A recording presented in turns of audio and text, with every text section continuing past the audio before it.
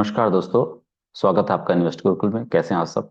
चलिए देखते हैं मार्केट में इस पूरी वीक कैसा बिहेवियर किया। पहले आज की बात करते हैं, फिर पूरे वीक की बात करेंगे हम लोग। ये आपके सामने एक होम पेज है, इंटरनेशनल वेबसाइट है। उसमें आपको क्लियर कट पता चल रहा है कि सिर्फ माइनर गेन्स में 0.5 टू 0.52% गेन्स में कंज्यूमर गुड ड्यूरेबल्स और आईटी इंडेक्स ग्रीन में क्लोज हुआ। अदरवाइज मोस्ट ऑफ द जो आपके सेक्टोरल इंडाइसेस हैं या सेक्टर्स हैं वो सारे के सारे रेड में क्लोज हुए हैं और ठीक ठाक नेगेटिव में हुआ है। आपको एवरेज में आपको लॉस में दिख रहा है। आपको मार्केट में देखेंगे कि एडवांस डिक्लाइन रेशियो भी नेगेटिव साइड में है। ओनली 66, निफ्टी 500 की बात करें तो only 66 stocks have gain in positive और 432 स्टॉक्स रेड में क्लोज हुए हैं।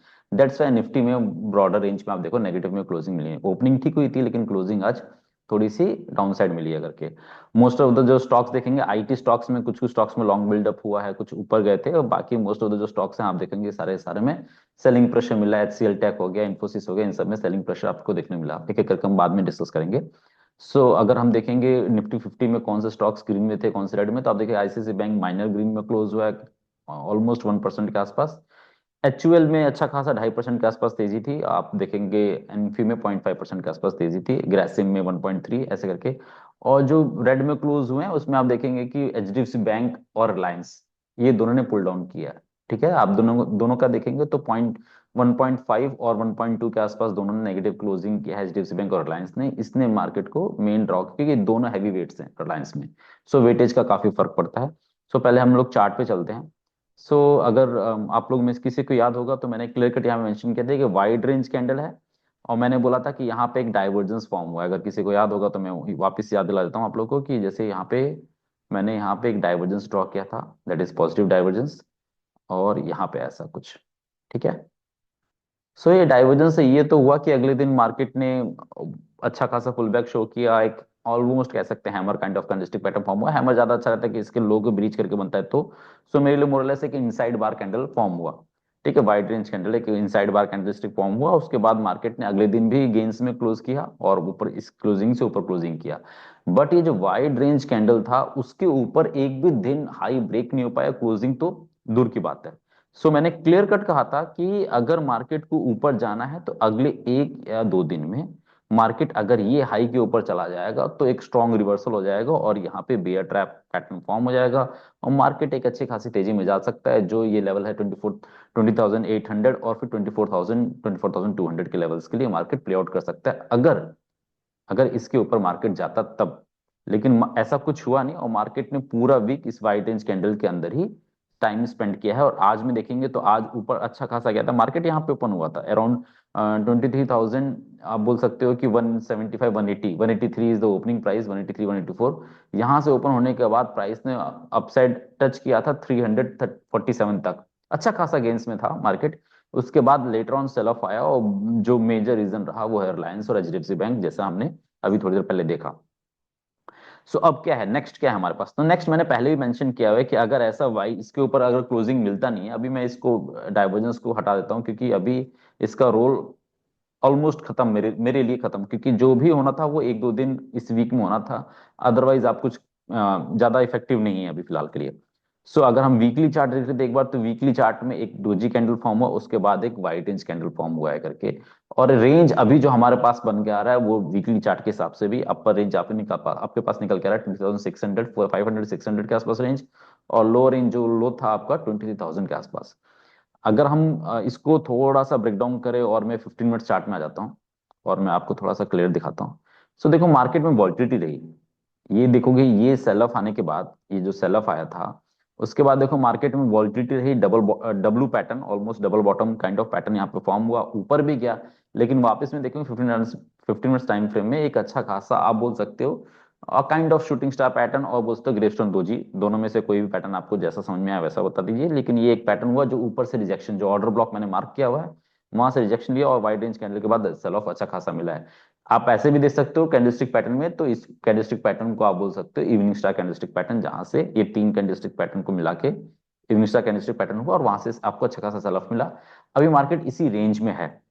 अगर मंडे को मार्केट अगर इस रेंज में ही ओपन हुआ तो यहाँ पे इसी में टाइम पास करने क्योंकि देखो ब्रॉडर रेंज जो ओवाई डाटा वाइज भी है, ओवाई डाटा दिखा देते हैं हम आपको। सो ओआई डाटा वाइज भी अगर निफ्टी की बात करें, यहाँ पे निफ्टी है और 30th को इसका एक्सपायरी है, मंथली एक्सपायरी है, तो ओआई डाटा वाइज देखेंगे तो आपका 23,000 पे पुट राइटिंग है और 23,500 पे कॉल राइटिंग है। इसी रेंज पे हो सकता है 500 पॉइंट्स में मार्केट टाइम स्पेंड करे ये मंथली एक्सपायरी में। और जो भी डिसाइडिंग फैक्टर होगा रेंज ब्रेकआउट, वो आपका बजट, या बजट से एक दिन पहले हो या बजट वाले दिन हो, इधर वे, बजट से एक दिन पहले या 2 दिन पहले 30th को हो जाए या 31 को हो जाए, या फिर बजट वाले दिन हो, जो भी रेंज ब्रेकआउट है, जो हम रेंज अभी देख रहे हैं, ये जो 500 पॉइंट का रेंज है, इसी रेंज में हो सकता है कि और 1-2 दिन टाइम पास करे, वो भी वेट कर रहा है। क्योंकि देखो डोनाल्ड ट्रंप का जो मैंने बताया था कि दो मेजर फैक्टर्स हैं जो ऑलरेडी फैक्टर इन हो चुके हैं, डोनाल्ड ट्रंप का शपथ ग्रहण और दूसरा एचडीएफसी बैंक का रिजल्ट, और दोनों फैक्टर इन हो चुके हैं, अब आएगा बजट। सो बजट एक ट्रिगर पॉइंट है जो 1 Feb को पेश होगा, और वहां पे मार्केट उस दिन ओपन रहेगा, उस दिन ट्रेडिंग होगी, सैटरडे है उस दिन, और उस दिन ट्रेडिंग होगी। ठीक है। सो आप लोग वॉलिटिलिटी के लिए तैयार रहना, उस दिन इधर साइड ब्रेकआउट होगा, ट्रेंडिंग मूव मिलेगा, जब जब आपको एक रेंज के नीचे कुछ देर टाइम स्पेंड होता हुआ दिखाई दे, तभी आप समझ सकते हैं एक ट्रेंडिंग मूव मिले। मैं जनरली डाउन साइड के लिए एक्सपेक्ट कर रहा हूँ, मेरा अपसाइड अपसाइड व्यू तभी बनेगा जब मार्केट इस रेंज के ऊपर एटलीस्ट एक स्ट्रॉन्ग क्लोजिंग दे, और ज्यादा अच्छा रहेगा मेरे लिए पोजिशनल जो अपसाइड है वो है आपका 24,200 300 के रेंज के ऊपर अगर क्लोजिंग मिले तो। वो थोड़ा खैर दूर की बात है, अभी फिलहाल के लिए तो हम इसके लिए बात करते हैं, जो 20,500 600 का रेंज है, इसके ऊपर एक क्लोजिंग मिले तो अब धीरे धीरे ऊपर के लिए प्ले आउट कर सकते हैं। ठीक है। अगर हम बात करते हैं कि डाउन साइड अगर लेवल ब्रेक होता है, तो मैंने पहले ही बताया है कि स्मॉल जो सपोर्ट है वो 20,800 830 के आसपास है।